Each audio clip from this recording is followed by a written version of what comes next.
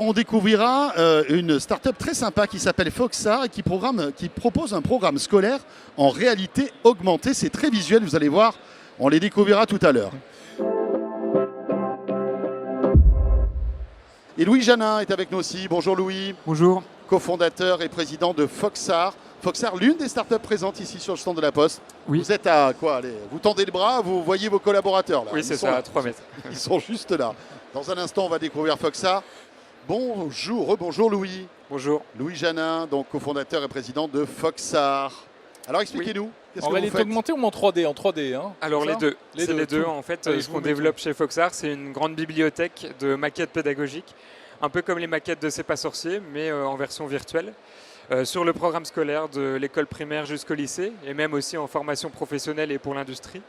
Et l'idée, c'est de permettre à tous les élèves de mieux visualiser pour mieux comprendre tous les points qui restent un peu trop abstraits d'habitude sur le papier à l'école, sur les polycopiés habituels. Donc, par exemple, des maquettes sur les volcans, les atomes, les molécules, les fractions.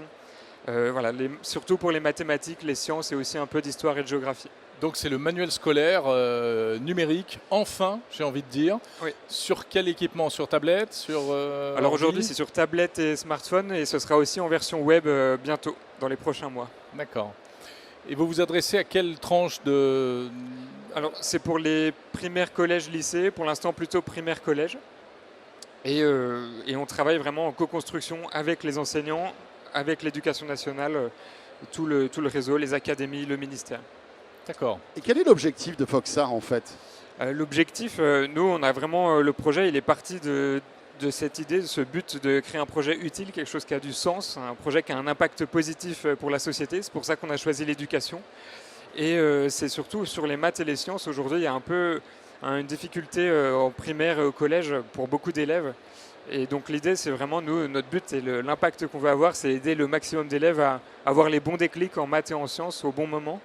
Parce que souvent, pour une majorité d'élèves, malheureusement, les premières notions de maths et de sciences ne sont pas très bien comprises en fin de primaire, début de collège, et après ça se répercute sur toute la suite de la scolarité, et on se retrouve au final avec quand même une majorité des gens qui n'aiment plus trop les maths, la physique, la chimie. Ouais, c'est-à-dire qu'on va provoquer par les méthodes pédagogiques traditionnelles un certain dégoût en fait, d'une matière, par exemple, et vous essayez de pallier à ça en apportant, en la gamifiant en quelque sorte, un petit peu.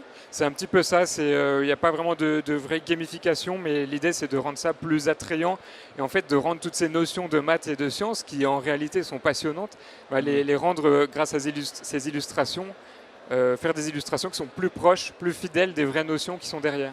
Alors la démarche elle-même n'est pas nouvelle, je dirais. Depuis que le numérique existe, il y a des contenus pour l'école, etc. Là, vous mettez en avant la 3D, vous pensez que c'est vraiment un élément différenciant important? Oui, pas pour tout le programme scolaire, pas pour le français, pas pour les langues, mais pour les mathématiques et les sciences. Comment on fait des maths en 3D? Alors par exemple, la géométrie, mais bon, il n'y a pas que ça. Oui, voilà. Par exemple, on utilise la réalité augmentée pour montrer à l'échelle, en taille réelle, sur la table de l'élève, ce que c'est qu'un centimètre cube, un décimètre cube, un mètre cube posé dans la classe. Ou alors on peut montrer par exemple la distance entre la Terre et le Soleil. On met la Terre, elle fait 1 mm sur la table et il faut marcher avec la tablette, il faut marcher 11 mètres pour aller jusqu'au Soleil qui lui fait 10 cm.